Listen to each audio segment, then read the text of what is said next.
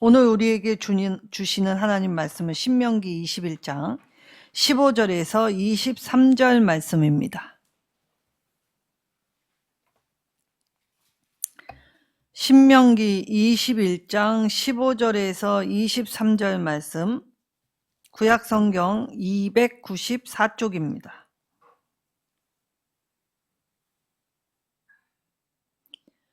한 절씩 교독하도록 하겠습니다. 어떤 사람이 두 아내를 두었는데 하나는 사랑을 받고 하나는 미움을 받다가 그 사랑을 받는 자와 미움을 받는 자가 둘 다 아들을 낳았다 하자. 그 미움받는 자의 아들이 장자이면 자기의 소유를 그 아들들에게 기업으로 나누는 날에 그 사랑을 받는 자의 아들을 장자로 삼아 장자고 미움을 받는 자의 아들보다 앞세우지 말고 반드시 그 미움을 받는 자의 아들을 장자로 인정하여 자기의 소유에서 그에게는 두 몫을 줄 것이니 그는 자기의 기력의 시작이라.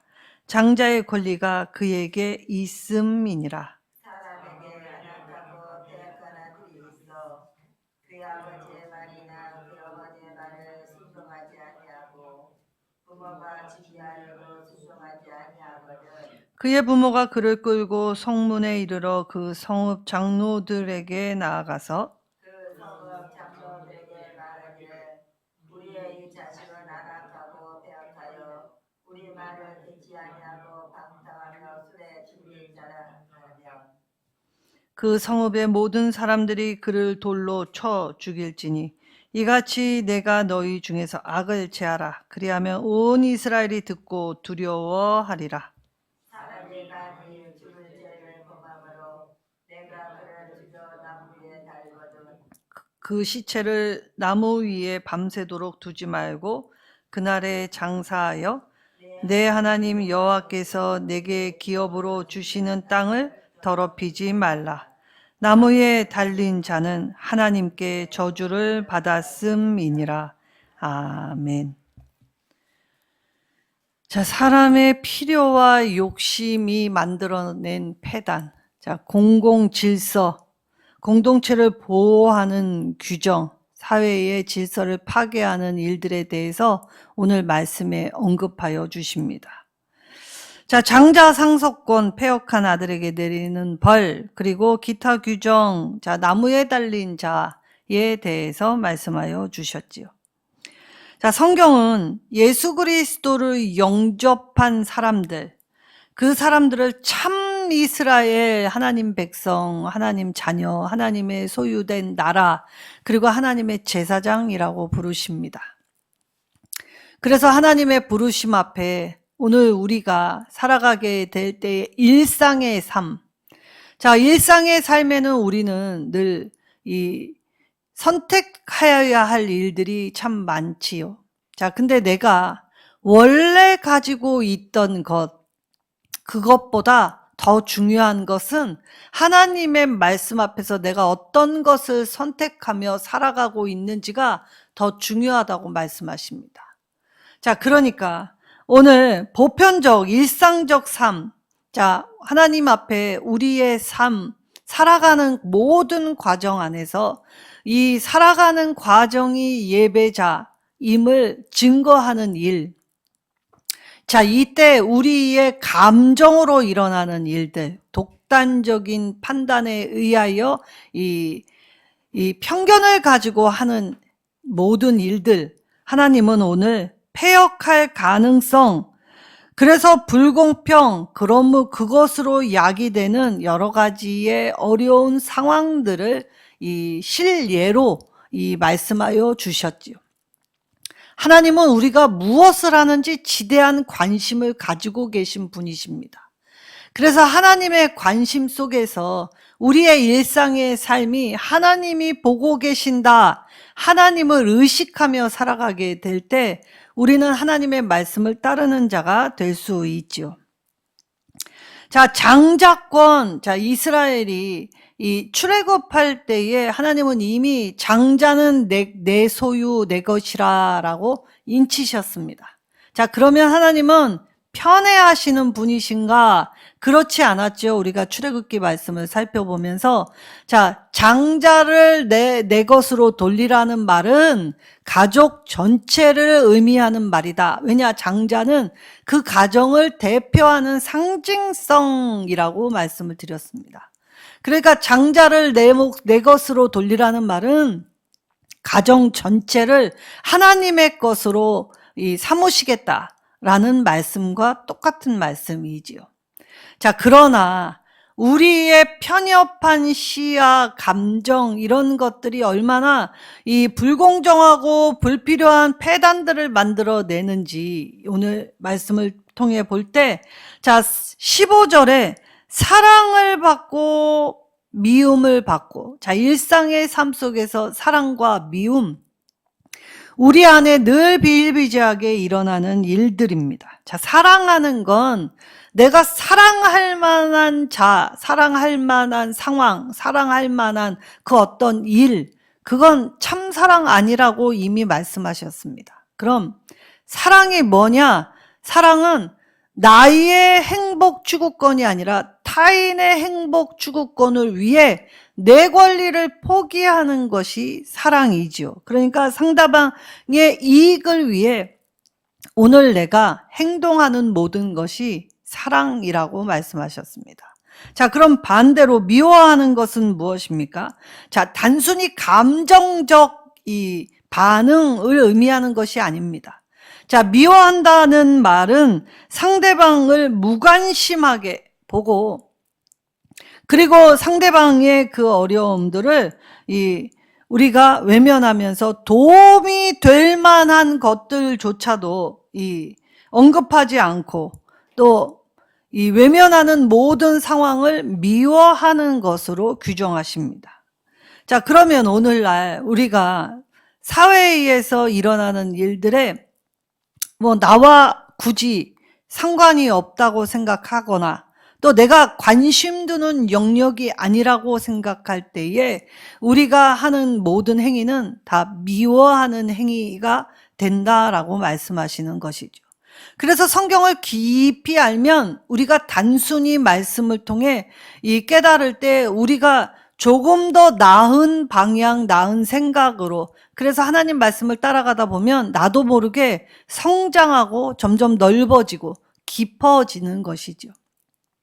그러니까 하나님의 말씀을 따라 사는 사람들은 우리가 이 상담학에서 기질은 바꿀 수 없어도 성품은 바꿀 수 있다라는 말을 늘 들었습니다.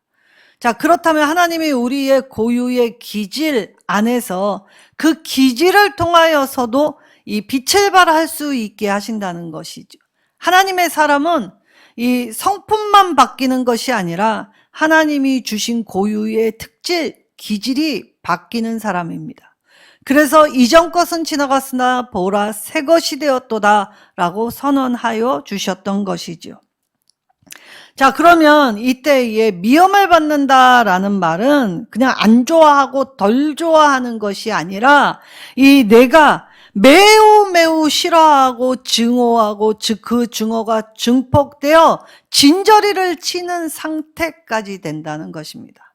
자, 우리가 얼마나 감정적으로 취약하냐면 사실 아무것도 아닌 일로 싸우게 되죠. 근데 이것이 하루해를 지나지 말라, 분을 품고 하루해를 넘기지 말라라고 하나님이 말씀하신 이유가 있습니다. 자, 별거 아니었던 이 일이 하룻밤만 지나고 나면 그 미움 감정이 증폭이 되면서 이게 미움이 증오로 발전을 합니다. 자, 이 미움이 증오로 발전해서 더 증폭되면 어떻게 됩니까? 상관하지 않습니다. 무관심으로 일관하거나 모른 척하거나 아예 없는 사람 취급하지요. 자, 오늘날에 상담학이 발달하면서 이 컨텐츠라는 것들이 보면 사실 이 가정 안에서 이루어지는 일들은 사실 가정 안에 은폐시켜 놓고 밖으로 잘 드러내지 않는데 오늘날에는 이것을 안에 있던 걸 밖으로 끄집어내어서 어떻게 하면 좀 고쳐져 볼까라고 나름 상담가의 도움을 받거나 이 TV에 출연하는 사람들도 많이 있게 되었지요. 그리고 이 옛날보다는 안에 있는 문제를 표출하는 방식이 조금 더 넓어졌다고는 하나 여전히 그들은 똑같은 일을 반복하며 잘 변하지 않는 모습을 보이게 됩니다. 자, 그러면 사랑을 받은 장자와 미움을 받은 장자는 차이가 있습니까? 없습니까? 매우 있지요. 자, 이때 사람이 얼마나 감정적인가라는 것을 할 때, 원래 성경은 일부 다처제를 지향하게 하셨습니다.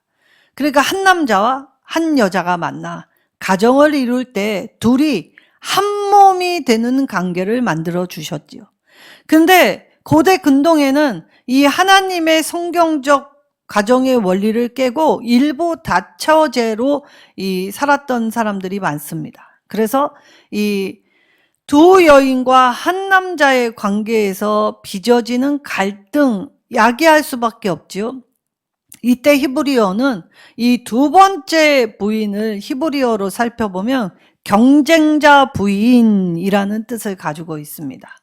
그러니까 이 아내와 남편이 동등된 관계에서 출발하게 하는 이 시작점에 이미 차등이 있는 상태로 시작을 하였다는 것이지요. 그리고 이 차등은 이 가정 내의 갈등을 유발하는 요인이 됩니다. 자, 그럴 때 우리가 성경에서 익히 하는 예로 엘가나에게 두 아내가 있는데 하나의 이름은 한나요. 하나의 이름은 분인나라. 근데 둘이 어때하였습니까? 자, 분인나는 이 남편의 사랑을 다소 적게는 받았으나 아이를 숨풍숨풍 낳는 여인이었습니다. 그러다 보니 고대 근동에는 아내의 자리뿐만이 아니라 어머니의 자리가 매우 중요했기 때문에 분인나는 득이양양하였죠. 그래서 늘 한나를 격동시켰다라는 표현을 쓰셨습니다. 자, 그럴 정도로 이 아내들 사이에서 남편을 차지하겠다라는 건 늘 경쟁 구도를 갖추고 있기 때문에 사랑은 오갈 데 없죠. 그리고 어떻게 차지할 것인지 계략. 그래서 이 넓은 의미로 왕들로 살펴보면 후궁간 이 궁중 암투들이 쌀벌할 정도로 무섭고 또 여러 가지의 이 일들을 할 때 살인도 불사하는 일들이 왕왕 일어나게 되었지요. 자, 이때 우리가 일상의 삶에서 걸리면 재수 없어서 안 걸리면 아무도 모르게 묻어버림이라는 표현을 하지만 하나님 나라에서는 그걸 용납하시지 않습니다. 그래서 오늘 이 가정 안에서 미움을 받는 여인의 소생이 장자라면 그 장자로 이 장자권을 잊게 하라, 두 몫을 주라, 하나님이 정해주신 말씀을 따르라 라고 규정을 해 놓았죠. 자, 하나님을 참되게 섬겼던 이삭, 리브가에게 두 아들이 태어났습니다. 에서와 야곱이었죠. 그런데 부모는 이 10손가락 깨물어서 안 아픈 손가락은 없습니다. 그런데 예쁜 손가락은 있죠. 자, 우리가 10손가락 폈을 때 어느 손가락이 마음에 드냐라고 하면 저마다 자기 예쁜 손가락 이야기하면서 나는 내 손가락 중에 이 검지, 약지가 더 예쁩니다 라고 표현하는 용어들 많이 있습니다. 그러니까 10손가락 깨물으면 다 아픈 건 맞지만 그 중에 더 예쁜 손가락은 있다. 그런데 부모가 자녀를 편애하게 될 때 하나님이 정해주신 가장 기초의 단위의 가정에서부터 이 편애가 되면 자, 사랑을 받아야 하는 최소 공동체에서 미움이 야기되면 어려서부터 미움을 배운 아이들은 자기 자녀를 사랑할 수 없게 되죠. 그렇다면 그 아이가 부모가 되면 또 안 아픈 손가락은 없지만 예쁜 손가락이 있기 마련이라고 생각하여 자기와 비슷하거나 자기와 정반대인 아이에게 애정을 더 쏟곤 하지요. 그럴 때 오늘 이 가정 안에서 하나님은 이 불필요한 일들을 만들게 될 때 하나님은 기력의 시작이다. 권리가 그에게 있다라고 말씀하십니다. 자, 생명은 전적 하나님의 은혜입니다. 자, 하나님의 은혜로 권리와 구별을 주셨지요. 자, 이때의 권리와 구별은, 자, 장자에게 두목을 준 권리는, 구별시킨 이유는 장자 혼자 잘 먹고 잘 살라고 두목을 준 게 결코 아니죠. 자, 아버지가 없을 시 아버지 자리의 대리로 이 가정을 이끌 이 권리, 책임이 그만큼 주어졌기 때문에 두몫을 주었던 것입니다. 하나님은 오늘 장자는 내 것이라 라고 하시면서 하나님의 아주 특별한 계획 속에서 이 선택된 자녀가 장자라고 이 표현을 하셨기 때문에 오늘 사람의 감정, 사람의 생각, 사람의 편견, 사람의 애정, 취향보다 더 중요한 것은 하나님의 말씀, 하나님의 뜻이 훨씬 더 중요하다라는 것을 깨닫게 하셨던 것입니다. 자, 사람은 절대 공평할 수 없는 존재입니다. 자, 부모는 이 자녀를 다 사랑하지만 특별히 말 잘 듣는 자녀, 자, 아이가 태어났을 때 우는 거 잘 우는 애기라도 밉다는 소리 합니다. 자, 빵실빵실 웃으면 못생겨도 그렇게 귀엽고 예쁘다고 하죠. 자, 그만큼 아이도 보게 될 때에 똑같이 애기라고 보는 것이 아니라 예쁜 애기, 덜 예쁜 애기. 그래서 우리의 감정 안에는 이러한 파도와 이러한 차이로 인하여 여러 가지의 문제들이 발생하죠. 그래서 하나님이 오늘 어떠한 상황이라도 하나님의 말씀이면 미움받더라도 그의 권리와 구별을 하나님이 정해주신 것이기에 가정에서부터 따라야 한다라고 말씀해 주셨던 것입니다. 자, 그러면 오늘 이 자녀들 중에 부모를 거역하는 일이 발생하게 될 때, 자, 부모는 이 글을 끌고 어디로 갑니까? 자, 성읍의 장로들이 있는 아고라, 이 시장으로 갑니다. 자, 고대에는 이 사람들이 다 알 수 있는 광장, 거기에 이 장로들이 앉는 의자가 있었습니다. 그리고 그 고대의 장로들이 앉는 의자에 이 사람 간 갈등이 야기될 때 이게 해결되지 않으면 법정 소송으로까지 이어지지요. 그래서 이 법정이 바로 이 시장에 있는 장로들의 모임에서 시작합니다. 자, 이때에 이 아람 사람들은 이 시장을 뭐라고 이야기하냐면 아랍인들은 법정을 심판의 문이다라고 표현할 정도로 굉장히 존중되었던 곳이 바로 이 아고라였지요.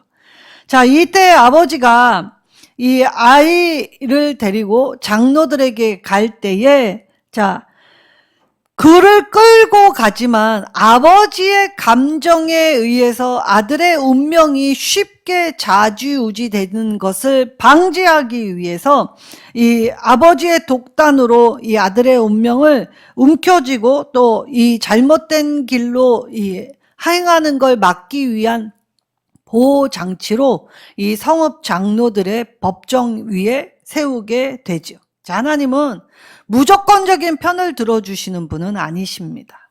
그러니까 아버지가 부모로서 자녀를 잘 이끌어야 할 책임이 있지만 아이가 반항하고 아이가 부모를 거역하게 될 때에는 부모는 이 성읍에 있는 장로들에게 공개적으로 이 일을 토로할 수 있게 되지요.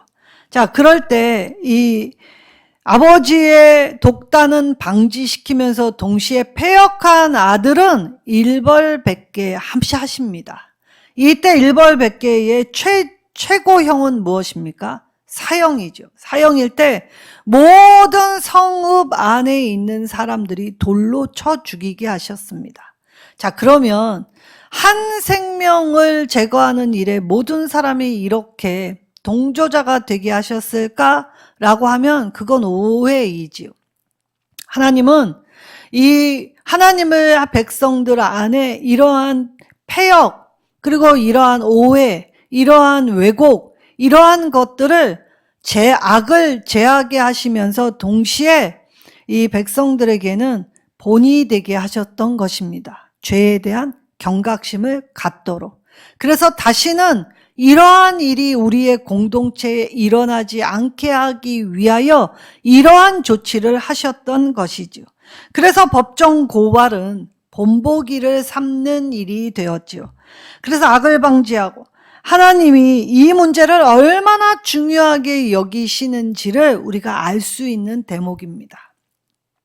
자, 그러면 부모에 대한 순종. 자, 부모에 대한 순종은 고대에 있어서 사회 질서를 중립하는, 옹립하고 확립하는 데 매우 중요한 것이 바로 부모의 말에 순종하는 것이었지요.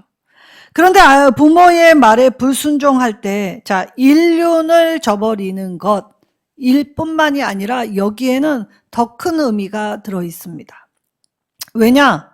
보이지 않는 하나님의 사랑을 보여주는 대상이 부모. 그러니까 부모는 하나님 대리자로서 만나게 하시고, 그리고 부모를 통해 하나님이 우리를 얼마나 사랑하시는지를 보여주셨기 때문에 이 부모 말을 순종하지 않는 것은 이 인륜을 저버린 일 외에도 하나님께 대하여 신성모독하는 일로 간주하셨다는 것입니다. 자, 가정 질서를 파괴하는 것, 하나님이 세우신 창조 질서를 어긋나게 하는 것이기 때문에 하나님은 이것을 단순한 가정 문제로 국한시키지 않고 민족적으로, 그리고 나라적으로 이 국가 문제로 확대해서 장로들에게 이 문제를 해결하라고 하셨던 것이라는 것입니다. 가정은 하나님이 우리에게 주신 아주 큰 선물이었습니다.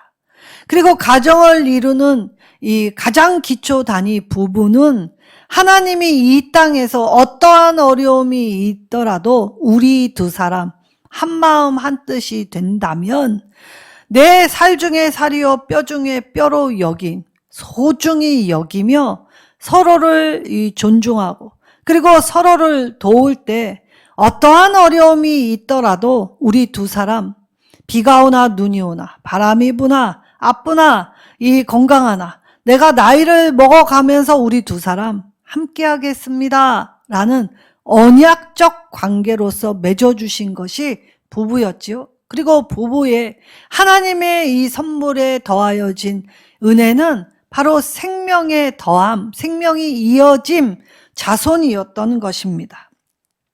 그래서 가정을 통해, 부모를 통해 자녀들은 그 사랑의 감정을 깨닫고, 그리고 해서는 안 되는 것을 배우며 그렇게 자라나게 되었지요. 그래서 자녀에게 마땅하게 요구되는 것은 순종이지 거역이 아니라는 것입니다. 자, 그러면 자녀 양육의 1차적인 책임은 부모에게 있지요. 그러나 오늘 본문의 말씀을 통해 자, 사회적으로, 교육적으로, 그리고 오늘날의 교회가 이 자녀를 내 자녀처럼 여겨 양육하여야 할 책임의 확산도 겸하여 있다는 것. 그래서 사랑과 훈계로 이들을 가르쳐야 함을 말씀해 주셨던 것입니다. 자, 그렇다면 오늘날 교회의 예전을 살펴보면 자, 세례와 이 성찬, 그리고 아이들이 처음 이 땅에 태어나서 교회에 처음 오게 될 때에 이 기도를 받게 되지요. 자, 이때 세례, 성찬, 기도하게 될 때 우리가 자격 요건의 교육을 받습니다. 그리고 예배 시간 중 선서를 하게 되어 있습니다. 자, 이때 이 세례를 받고 성찬에 참여하는 사람만 선서를 하는 건 아니지요. 세례 당사자뿐만이 아니라 교인 모두가 그 세례 받는 것을 함께 보며 함께 선서를 하게 됩니다. 이 말은 무슨 말입니까? 내 자녀뿐만이 아니라 지금 세례를 받는 우리 공동체의 일원이 된 저 아이를 내 자녀같이 함께 길러내겠습니다. 라는 다짐이 바로 이 세례와 교회의 예전을 통해 우리가 다 함께 참여하는 것, 그 같은 고백을 드리고 있는 행위라는 것이지요. 자, 그렇다면 오늘 사랑과 훈계로 가르쳐야 할 자녀, 그때 우리가 나에게 맡겨진 책임을 감당할 때 하나님 앞에 사랑을 가지고 하나님의 말씀으로 훈육할 때에 잘못, 그리고 이것들을 통하여 해야 하는 일과 하지 말아야 하는 일, 정한 일과 부정한 일, 또 깨끗한 일과 또 우리가 잘못 행하는 일에 분명한 선을 그어주라는 말씀입니다. 자, 그래서 오늘 하나님은 사람의 감정으로 휘둘리는 말씀이 아니라 하나님의 말씀을 기준 삼을 때 우리의 울렁거리는 감정마저도 하나님께 순종하며 하나님의 뜻대로 다 모두가 각자의 역할에서 수행해야 한다라는 것을 알려주시는 것이었지요. 그래서 부모 공경은 하나님의 계명의 5번째 계명에 이 하나님의 권위로 이 권위의 근거로 이 명시된 계명이라는 것입니다. 자, 그때 거역하면 부모를 거역하는 건 가정 안에서 이루어지는 이 일이 아니라 사회 공동체의 악으로 규정하여 반드시 거룩함을 유지하려면 제거해야 한다라고 말씀하시죠. 왜냐? 부패는 누룩과 같아서 순식간에 손쓸 여유 없이 확산되고 퍼지기 때문입니다. 그래서 하나님은 하나님의 공동체가 이렇게 부패하고 퍼지는 것을 막기 위하여 때로는 가혹하리만큼 또 어떻게 보면 우리의 생각의 눈으로 보면 너무 잔인한 일 아닌가라고 생각할 만큼 공동체가 이 일에 주의하라고 말씀하셨지요. 자, 그러면 이들의 폐륜과 이들의 거역이 왜 일어났습니까? 자, 요인은 쾌락과 그리고 술입니다. 방탕한 삶이 그들을 거역하게끔 부추겼다는 것이죠. 그러니 술과 쾌락을 추구하면 도덕적, 윤리적 타락은 당연한 것입니다. 그렇기 때문에 오늘 법정 고발을 통해 부모는 이제 악을 방지하고 이것을 통하여 이제 이스라엘 전체는 이것이 얼마나 하나님이 싫어하시는 일인지를 깨달을 때 가정을 세우기 위해 특별히 교회에서 기독교인 가정들이 무너지고 있는 이때에 오늘 본문의 말씀을 통하여 우리의 가정을 바르게 세우기 위한 각자의 역할 확인하고 자기가 무엇을 잘못했는지 점검하며 그렇게 하나님의 말씀을 먼저 귀 기울여 그래서 하나님의 뜻대로 우리가 행하기 위하여 자녀에게 먼저 본을 보이고 자녀에게 나아갈 때 하나님은 오늘 우리가 죄로 인하여 죽을 저주, 하나님의 심판 앞에 놓인 존재였지만 십자가에 달린 예수를 바라봄으로써 이 예수님이 우리가 당할 저주를 대신 당하여 주셨기 때문에 예수님이 주신 십자가의 용서와 은총 안에서 우리는 이 저주로부터 자유로운 존재가 될 수 있게 하셨다는 것입니다. 자, 그래서 패역한 아들은 이 장로들, 이 법정 안에서 이 본보기로 이 모두의 돌에 맞아 죽게 하셨던 것이죠. 자, 그리고 기타 규정 중 나무에 달린 자에 대해서 말씀하십니다. 자, 나무에 달린 자는 이 하루가 지나기 전에 해가 질 때쯤에는 반드시 내려놓아야 합니다. 그럼 나무에 왜 달렸습니까? 자, 율법에는 나무에 달린 거는 이 정말 용서받지 못할 죄를 지었기 때문에 이 법정 최고형인 사형을 받아 죽게 되었지요. 근데 이미 죽었습니다. 근데 꼭 죽은 사람을 굳이 나무에 매달아 놓은 이유가 무엇입니까? 바로 이 죄를 지은 사람의 이 수치와 부끄러움을 더욱더 가중시키며 드러내는 일이었지요. 자, 모욕을 주는 행위였습니다. 가중 처벌이라고 볼 수 있지요. 그런데 하나님은 가중처벌, 그래서 이스라엘 모든 이들이 볼 수 있게 하셨지만 해가 지기 전에 반드시 그러한 악독한 자라도 장사 지내주게 하셨지요.